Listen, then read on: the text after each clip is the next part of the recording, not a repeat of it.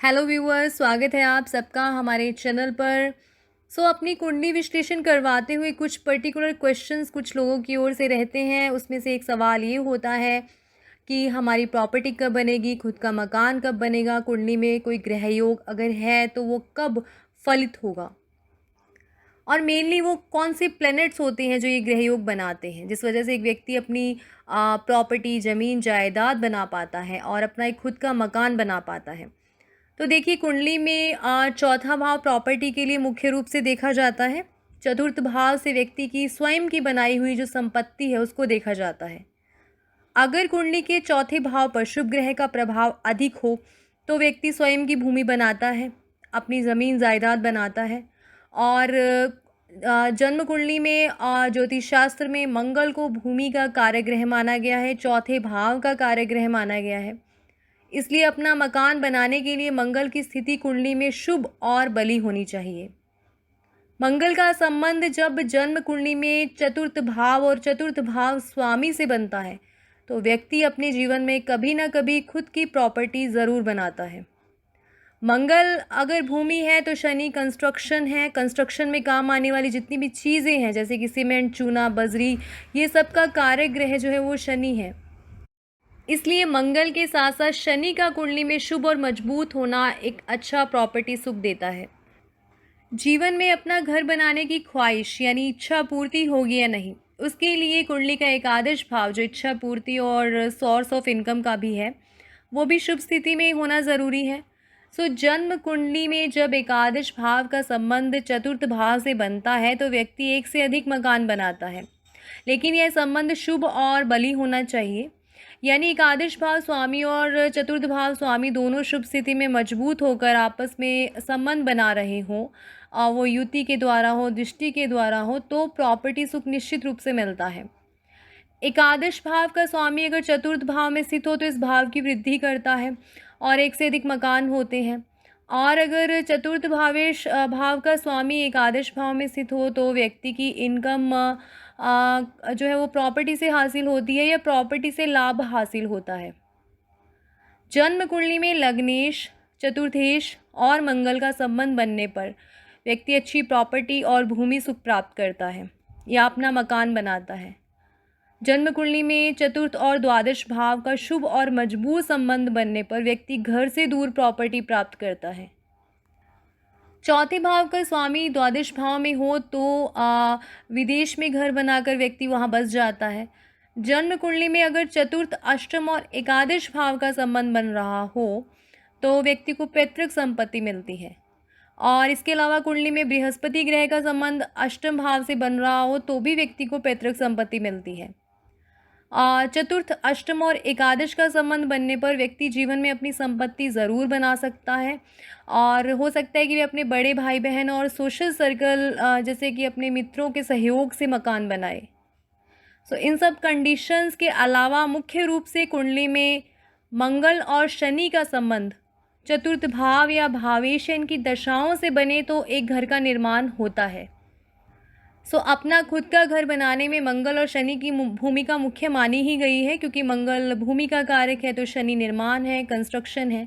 इसलिए जब भी दशा अंतरदशा में मंगल और शनि का संबंध चतुर्थ और चतुर्थ भाव के स्वामी से बनता है और कुंडली में मकान बनाने के योग भी अगर मौजूद होते हैं तो व्यक्ति अपना घर ज़रूर बनाता है।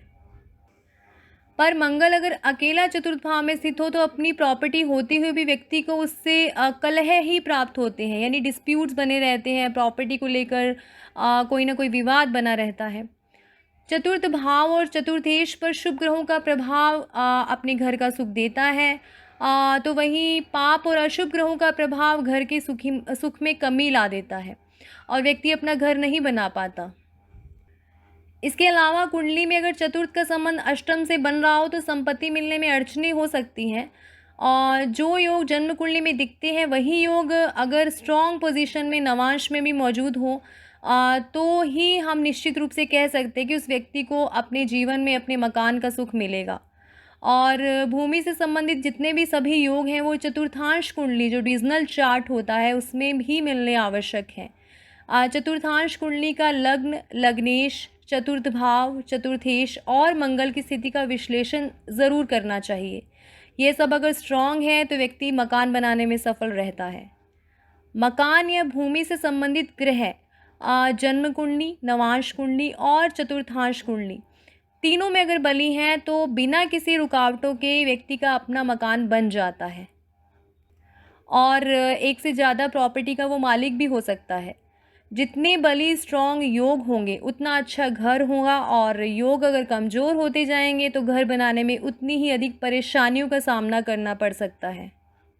इसके अलावा बहुत सी प्लैनेटरी पोजीशन होती हैं, जैसे कि कुंडली में चतुर्थ भाव पर अशुभ शनि का प्रभाव आ रहा हो तो व्यक्ति घर के सुख से अवंचित रह सकता है, या उसका अपना घर होते हुए भी उसमें नहीं रह पाएगा, या जीवन में एक स्थान पर वह टिक कर नहीं रह पाएगा। बहुत ज़्यादा घर बदल सकता है।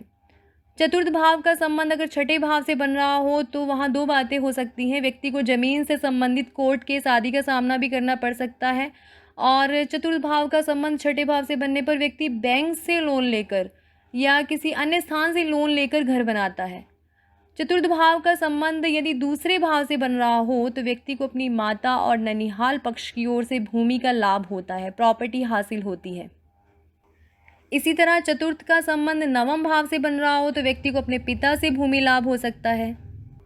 चौथे भाव में इस भाव के स्वामी के साथ शुभ स्थिति में शुभ योगों का बनना भी अच्छे मकान सुख को दिलाता है, जैसे लक्ष्मीपति योग बन रहा है या गजकेसरी योग बन रहा है, गुरुआदित्य योग या बुधादित्य योग बन रहा है।